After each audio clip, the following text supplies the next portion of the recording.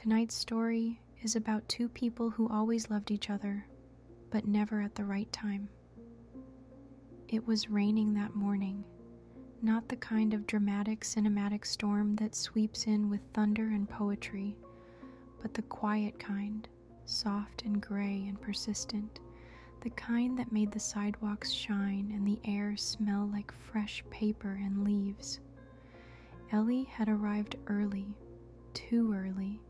She always did that when she was nervous. Show up before the crowd just to avoid being watched while choosing where to sit.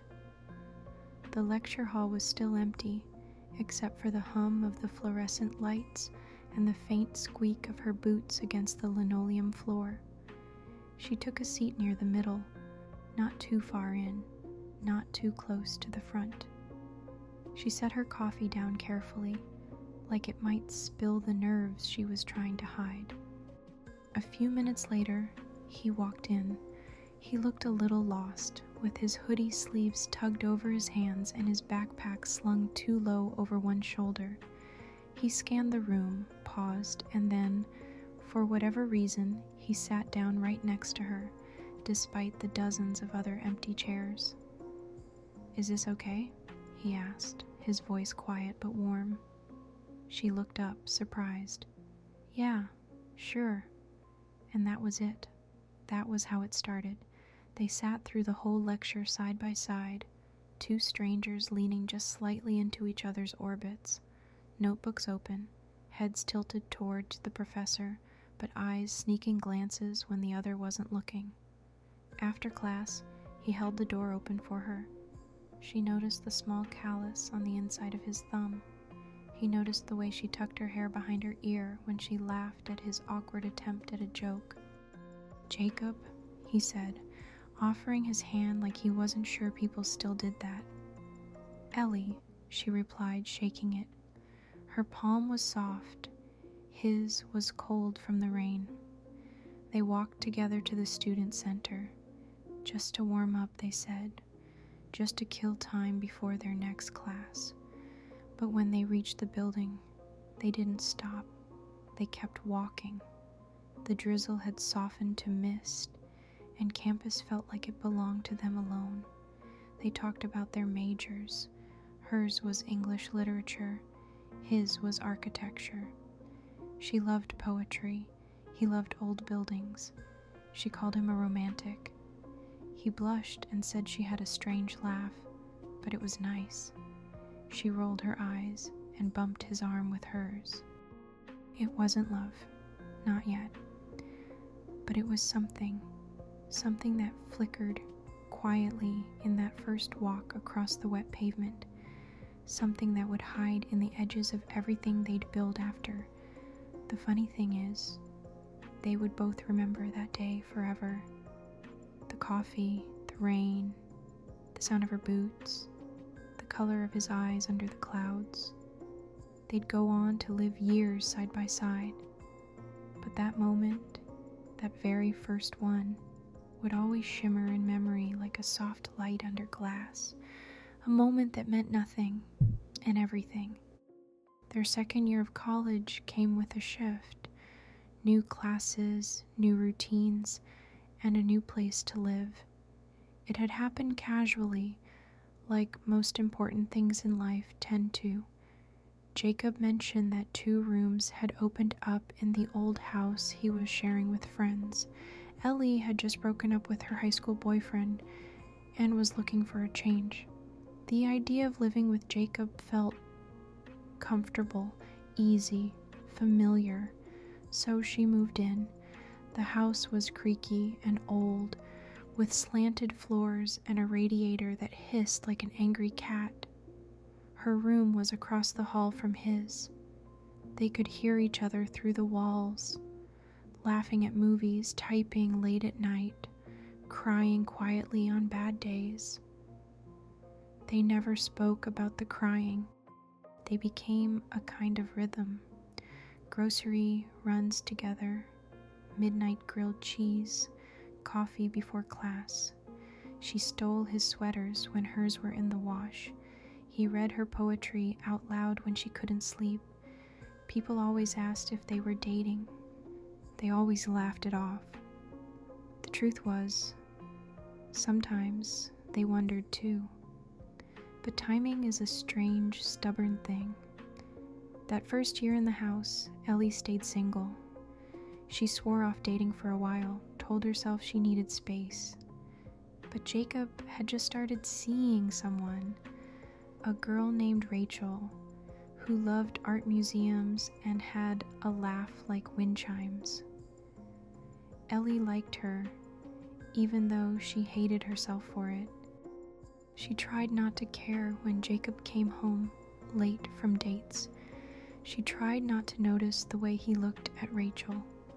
But some nights, when the walls were thin and the ache in her chest wouldn't go away, she would press a pillow to her ears and whisper his name into the dark.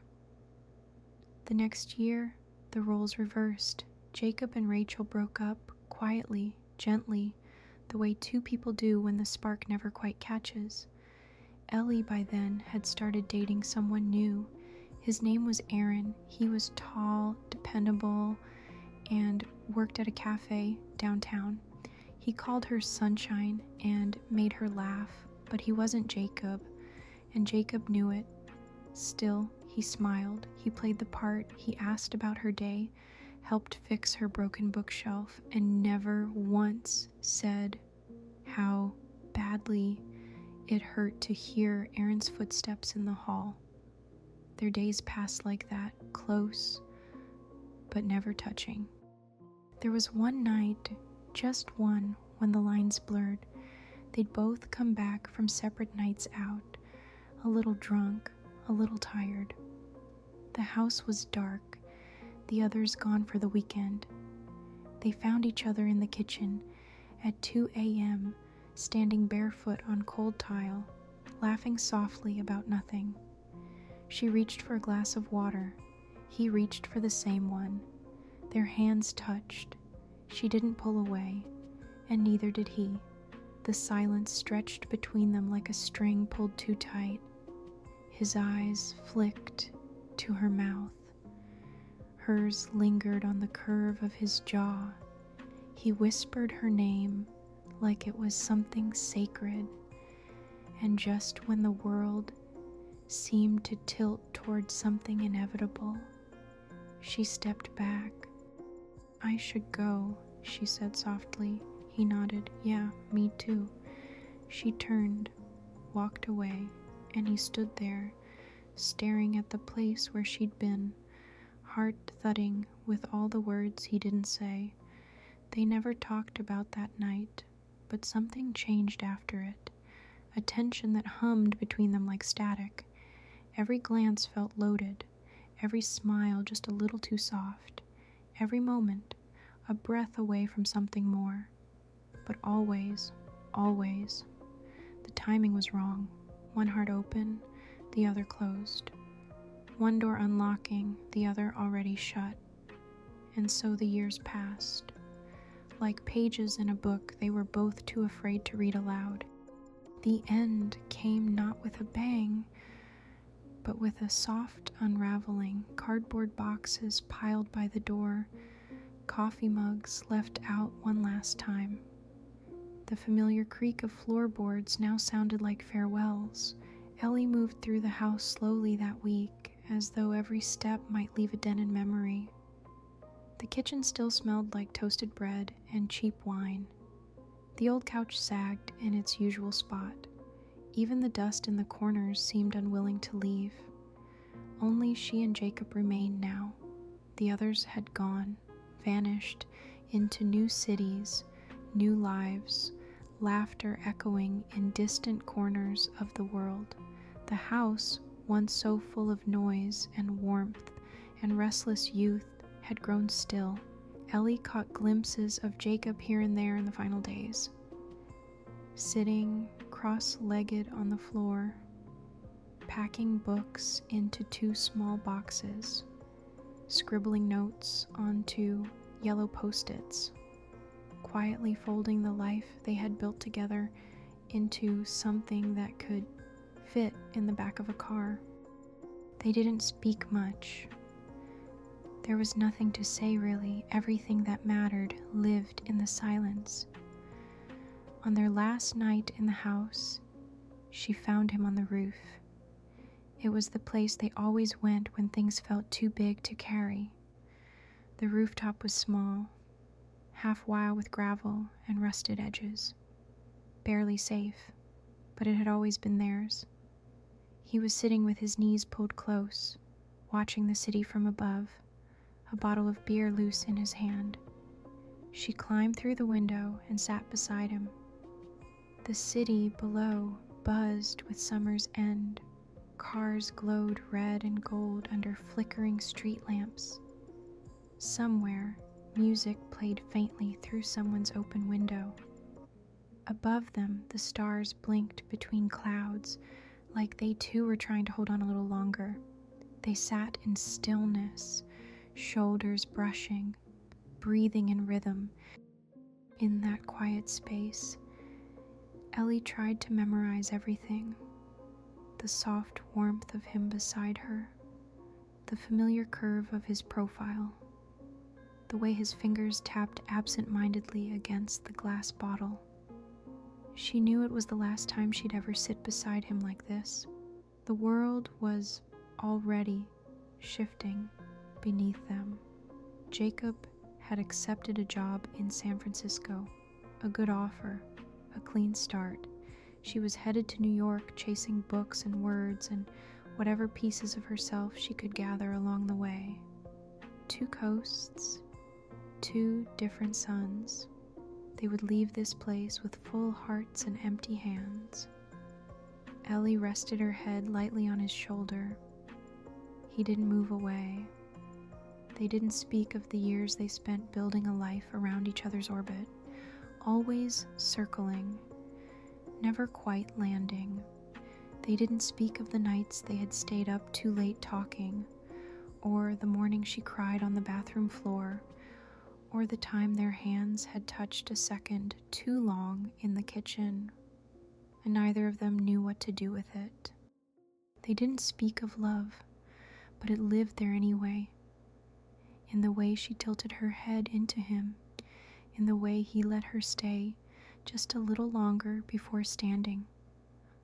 Later, when the sun began to rise and paint the sky in pale gray, they climbed back through the window. The house was quiet, the air heavy with goodbye. He hugged her at the door, held her just long enough to mean something, and when he kissed her forehead, softly, almost like a prayer, she closed her eyes and let herself feel it. Not a beginning, not quite an ending, just something that once was and maybe in another world could have been more. He left that morning. She stood in the doorway long after he was gone, holding the empty silence like a letter never sent. The house at last was still, and all the years they spent just missing each other folded neatly behind her like an unfinished chapter. Time slipped quietly into something new. San Francisco and New York, 2 cities that rose like opposites from the earth, one bathed in golden haze and ocean fog, the other carved from stone and electricity. Ellie and Jacob drifted into their separate lives, carried by ambition and necessity, chasing the versions of themselves they thought they were supposed to become. They promised to stay in touch, and for a while they did. There were calls at midnight, when the silence of one city bled into the other. Quick texts sent from subway platforms and airport gates. Shared playlists, bookmarked articles, photographs of things that reminded them of each other. A crooked building, a coffee mug, the sky on a rainy day. It wasn't the same, but it was something. They saw each other a few times a year, a long weekend here, a spontaneous trip there. Ellie would fly out to California, or Jacob would find a reason to be in New York. they would meet in borrowed time, cradling it like something fragile. Each time they picked up, as if no time had passed at all, the same quiet jokes, the same pull between them, but always, always, one of them was with someone. Once, it was Jacob, still tangled up in a short-lived relationship with a girl who loved jazz and never stayed the night. Another time, it was Ellie, arms around Aaron, a man who brought her breakfast and talked about moving in together. It never lined up. There was one trip to Chicago, a reunion of old friends. Jacob and Ellie stayed out too late, walking along the lake, their shadows long in the amber light. They stopped under a bridge to escape the wind, and when she shivered, he took off his jacket without thinking. They saw each other a few times a year, a long weekend here, a spontaneous trip there. Ellie would fly out to California, or Jacob would find a reason to be in New York. They would meet in borrowed time, cradling it like something fragile. Each time they picked up as if no time had passed at all. The same quiet jokes, the same pull between them, but always, always, one of them was with someone. Once it was Jacob, still tangled up in a short-lived relationship with a girl who loved jazz and never stayed the night. Another time, it was Ellie, arms around Aaron, a man who brought her breakfast and talked about moving in together. It never lined up. There was one trip to Chicago, a reunion of old friends. Jacob and Ellie stayed out too late, walking along the lake, their shadows long in the amber light. They stopped under a bridge to escape the wind, and when she shivered, he took off his jacket without thinking. She looked at him then, really looked, and he did the same. Their faces were so close, the moment so full, so unbearable, the kind of moment that begged for release. But Jacob stepped back. "You're still with him," he said gently. Ellie nodded. "Yeah." Neither of them said what they were thinking. Neither of them said how tired they were of always getting the timing wrong. After that, the space between them began to stretch, not suddenly, just subtly, like threads loosening one by one. The calls became shorter, the texts slower. They still cared. God, they always would. But life was happening faster now, pulling them into its current. She placed the photo in a drawer and closed it, not because she didn't love him, but because it hurt too much to keep holding on to something that never quite let itself be real. A few months later, she got the message. Jacob had a new girlfriend. Ellie smiled when she read it, typed out a congratulatory text, wished him happiness. She even used an exclamation mark. Then she put her phone down and sat in the quiet, letting it wash over her like a tide. She was happy for him. She really was. But beneath the surface, a little part of her broke. Not from bitterness, but from knowing that the door she'd been holding open in her heart, just a sliver, just enough for hope, had quietly closed. The seasons shifted again. Ellie ended things with Aaron on a quiet Thursday in March. It wasn't a fight. There were no slammed doors or shouting matches, just a tired conversation over cold takeout and the simple truth that something essential had faded between them, like a light bulb dimming too slowly to notice until the room was already dark. She cried afterward, though not for Aaron. She cried for the time she lost convincing herself that someone else might be enough.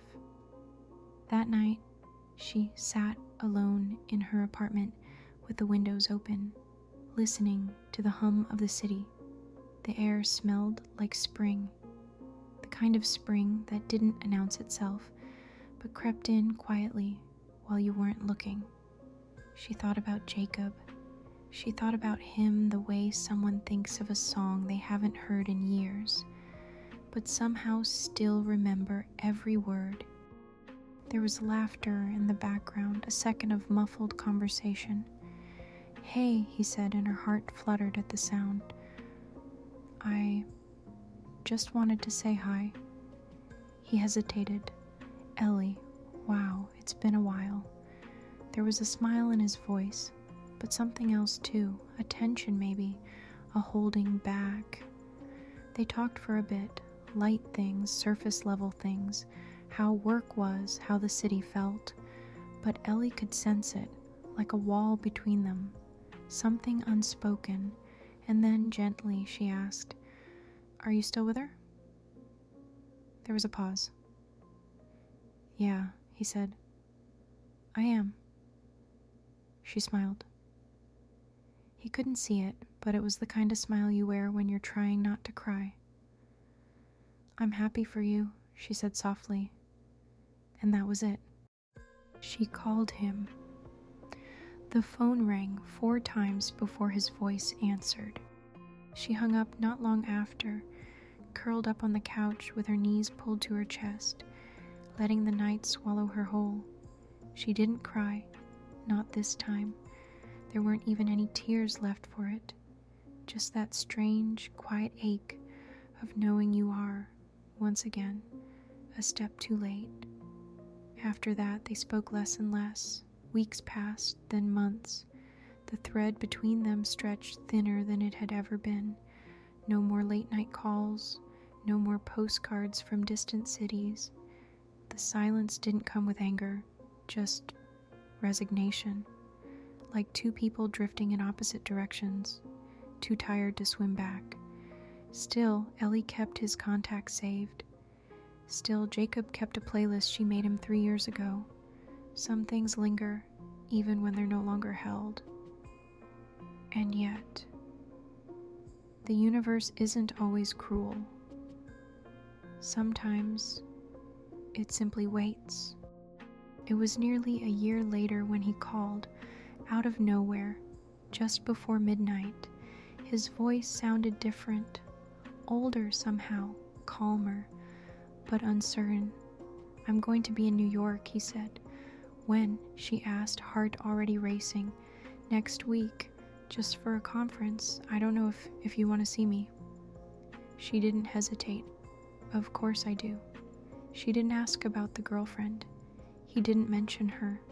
Somewhere beneath the words, they both understood. Something had shifted, and this time, maybe they would finally get it right. It rained the day he arrived. Of course it did.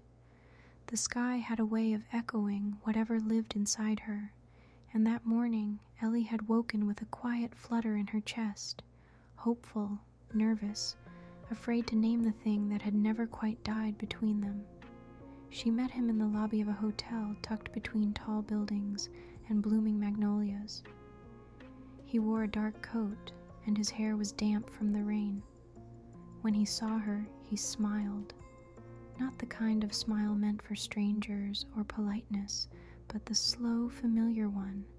The one that reached all the way back to college rooftops and late-night grilled cheese. "You look the same," he said. She laughed. "You don't. Your hair's shorter. You still notice things like that." They walked, no destination in mind. Just 2 people retracing something invisible, letting the city carry them through the weight of years. It rained the day he arrived. Of course it did. The sky had a way of echoing whatever lived inside her, and that morning Ellie had woken with a quiet flutter in her chest, hopeful, nervous, afraid to name the thing that had never quite died between them. She met him in the lobby of a hotel tucked between tall buildings and blooming magnolias. He wore a dark coat, and his hair was damp from the rain. When he saw her, he smiled. Not the kind of smile meant for strangers or politeness, but the slow, familiar one. The one that reached all the way back to college rooftops and late-night grilled cheese. "You look the same," he said. She laughed. "You don't. Your hair's shorter. You still notice things like that." They walked, no destination in mind. Just two people retracing something invisible, letting the city carry them through the weight of years. They stopped for coffee, wandered through a bookstore, took shelter in a gallery when the rain came heavier, and all the while the air between them buzzed with the tension they had once buried under distance and restraint. Now there was no one else, no partners to pull them back, no clocks ticking down to departures, just the two of them, finally alone, with every reason to speak and every fear that maybe, after all this time, it was too late. As evening fell, they found themselves outside her apartment. She hesitated, keys in her hand, her breath caught in her throat. "You don't have to," she said softly. "I know," he replied, "but I want to." The apartment was warm, quiet. The rain tapped gently at the windows like a rhythm they had always known. She made tea. He looked around, as if trying to memorize everything. And then, in the hush between sips and glances, it happened. He reached for her hand, and this time, finally, she didn't let go. The kiss came slowly, like an exhale, like an answer to every question they had never asked. His lips brushed hers once, then again, and she melted into him, fingers tangled in the fabric of his coat, heart racing like a song she thought she'd forgotten. They moved through the moment with reverence. Clothes slipped away like secrets. The world narrowed to skin and breath and the sound of her name on his lips. It wasn't rushed, it wasn't wild. It was years of waiting softened into touch. All the almosts, all the missed chances folded into the curve of his hand on her hip, the way she traced the line of his jaw in the dark. After they lay curled together under a blanket on the couch, the city glowing outside, the storm now distant. She rested her head on his chest. He ran his fingers through her hair. For a long while, neither of them spoke. It didn't feel like a beginning. It didn't feel like an ending either. It felt suspended, like a moment too perfect to belong to real life. Ellie closed her eyes, listening to the steady beat of his heart beneath her ear. Jacob looked at the ceiling, his thoughts turning quietly inward, and somewhere between the silence and the softness, something in the air began to shift again. The morning came slowly. Gray light spilled gently through the curtains, brushing over bare skin and tangled blankets. Ellie stirred first, her hand reaching out instinctively, landing on the place where Jacob had been. He wasn't there, but his warmth still lingered. She sat up slowly, the silence in the room louder now. Her apartment felt different in the daylight, less magical somehow, less safe. The spell of the night had thinned with the sunrise. She found him in the kitchen. He was dressed, jacket on, bag at his feet, a half-empty mug of coffee resting in his hands. He turned when he heard her. For a moment, they just looked at each other, not with surprise, not with longing, but with that quiet, aching recognition, the kind that only exists between two people who know they're running out of time. "I have to go," he said softly. Of course he did. There was a flight, a meeting, a life waiting for him across the country. She nodded. There was nothing to fight, nothing to plead for. The weight of their story had always been in its silences. She walked him to the door. No words of what the night meant, no talk of what comes next, just eyes that lingered, hearts that beat a little too loud, and hands that reached out one last time, fingertips brushing like the faintest goodbye. When he stepped into the hallway, he paused, reached into his bag. "I left you something," he said, without looking back. Then he was gone. The door closed with a softness that felt cruel. Ellie stood there for a long time, unsure what to do with her hands, her breath, her heart. Eventually, she found the envelope on the nightstand, her name written in his familiar, slightly slanted handwriting. Inside, a note, creased and worn, like he'd folded and unfolded it too many times. "I've always loved you. I just never got there in time." She read it once, then again, and again. The words didn't hit all at once. They spread through her slowly, like water filling a room. She sat down on the edge of the bed and pressed the note to her chest, as if she could hold him there a little longer. She didn't cry. There was a strange peace in it, a strange, exquisite sadness, like watching a candle burn out, knowing it had warmed the room while it lasted. That night, she sat by the window and watched the rain return, soft and steady. She thought about what they were, what they might have been. A love that had always been waiting, just beyond reach. Too early, too late, too full of almosts. And though he was gone, his name stayed in the air like the scent of smoke after a fire. She whispered it once, into the hush of the room, "Jacob," then let the silence take it back. Winter came quietly. The city wore its hush like a blanket. All the hard edges softened beneath snow and steam and the glow of street lamps. Ellie had grown used to walking everywhere, wrapped in layers, scarf pulled high, breath blooming in clouds before her. New York in December was beautiful in a lonely way, the kind of beauty that reminded you of all the things you once hoped for.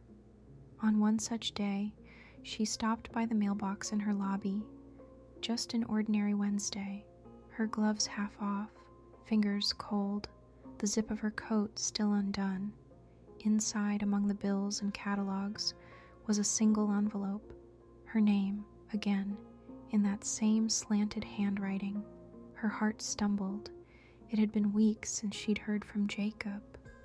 No calls, no messages, just the memory of his voice and the note she kept tucked between the pages of her favorite book. The envelope was postmarked 2 weeks ago. Inside, a letter and a plane ticket. San Francisco, December 10th. "If you still believe in us, meet me. I'll be waiting."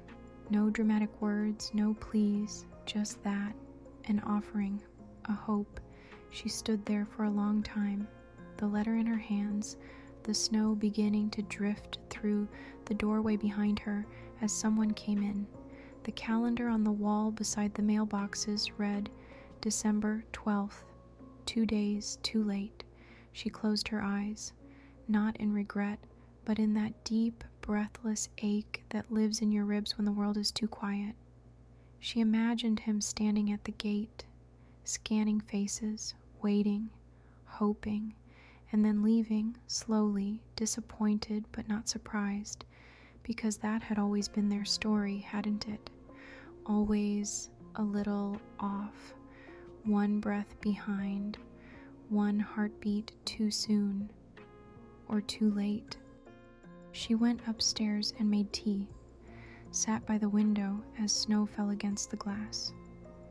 The city below moved on, unaware of the almost love drifting gently in its quiet corners. She didn't cry. She just sat there, holding the ticket like a pressed flower, a memory of a thing that nearly bloomed. Later that night, she wrote a letter she'd never sent. I was always yours. In another life, I would have met you a little earlier, or stayed a little longer, and we would have had time. She folded it neatly, tucked it inside the back of the book where his other note still lived. Then she turned off the light and let the silence take her to sleep. Thank you for listening. I hope this story stays with you, somewhere quiet in your heart. Good night.